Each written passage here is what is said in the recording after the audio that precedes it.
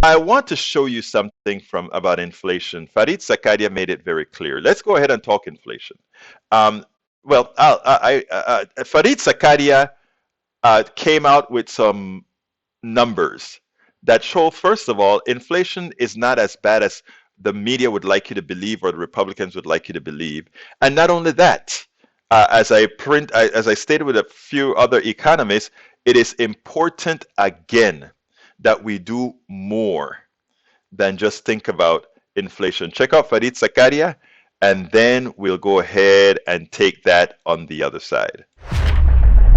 Americans are struggling with inflation. Prices have jumped for everything from hamburgers to housing, making it harder to stretch a paycheck. But step back and the picture looks less dire. In recent decades, inflation had stayed unusually low. From 1960 to 1980, for example, prices rose 166%. In the next 2 decades, they rose 117%. But from 2000 to January 2021, prices rose just 55%, including all of last year. From 2000 through December 2021, prices rose 65.5%. That is a huge uptick in 1 year, and it is throwing household budgets out of whack. But taken as a whole, we are still in an era of low inflation. Now, one reason prices probably stayed low for so long is because wages stayed low. This graph looks at wages going back to 2001, adjusted for inflation. You see, workers didn't start to make real gains until the late 2010s, and now inflation is eating into those gains. But they have made gains, and perhaps as inflation subsides, those gains will grow again. Cheap goods helped keep inflation down in the last 2 decades. Have a look at this graph by Mark Perry of the American Enterprise Institute. Remember,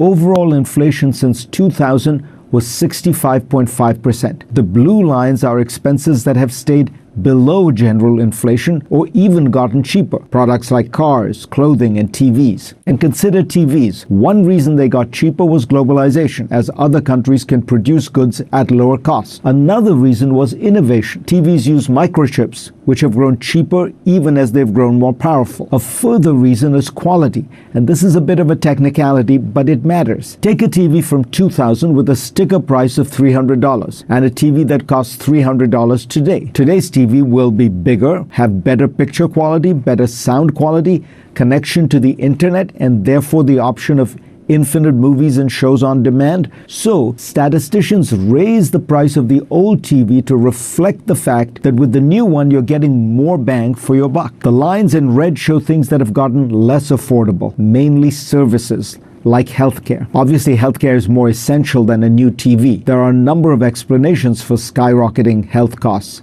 regulation, administrative demands, hospital mergers, the limited number of slots for training new doctors.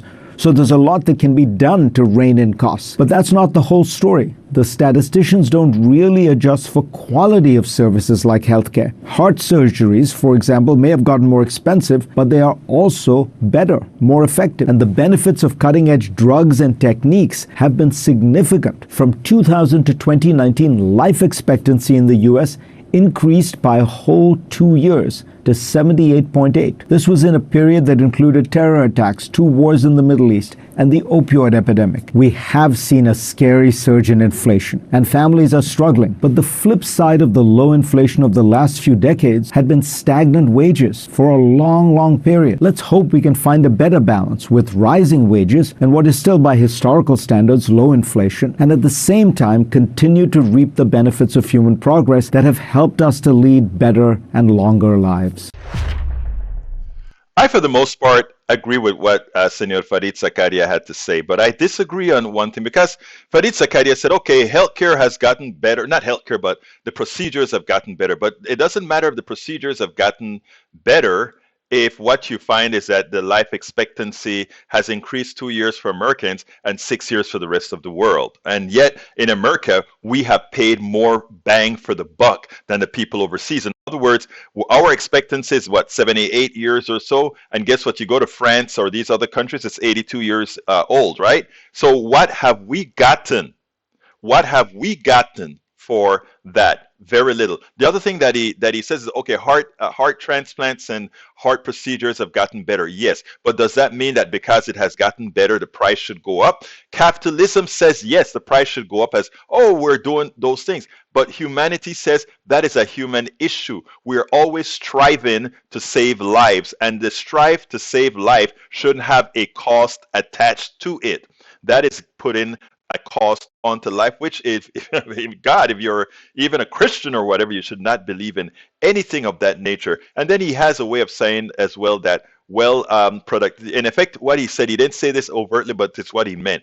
Productivity in America has zoomed up, which means it takes less people to make a whole lot more.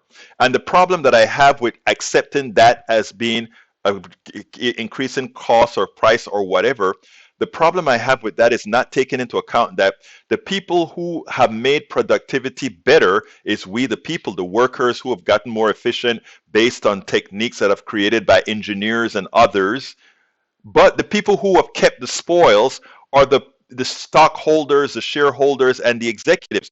Why do they reap the benefit of productivity while we stay with stagnant wages? In other words, uh, uh, uh, Microsoft gets the rather. Let's use another company. Some company A build tractors for with a lot less people. It's a lot more efficient. And what they do is that extra profit goes to the shareholders. Why? Why? The universities that taught the engineers who made things more efficient didn't get paid. I mean, we have to. The problem with our economic system is it does not know how to reward worth. It is a very poor rewarder of worth. We have learned how to steal. It steals the worth of people. In other words, I innovate and he takes the spoils. I create and he takes the spoils. He is the one who takes the innovation, the profits from the innovation. We have not learned that in school. We have learned that there's something special about that person who has capital. We have to unlearn that. And that's why I preach this day after day after day. Until we unlearn where worth really belongs. WORTH. The worthy ones are you. And I can't stress that enough. The worthy ones are you. But you are made to believe that the worthy ones are those with capital. And we have got to stop that. We have got to remove the chains from people's minds. We spend a lot of time deconstructing the news, trying to parse it into a form that everybody can understand. We try to find those little nitpicks where it flies above the fray, etc. If you really like these videos that we do, I want to ask a big favor. Please go ahead. Number one, subscribe to our channel, and number two, please join if you can. Thank you so kindly for watching. Keep watching. Please remember to share. We must populate the entire internet with our progressive message, a message that we know is what most Americans say that they want. So help us, please join.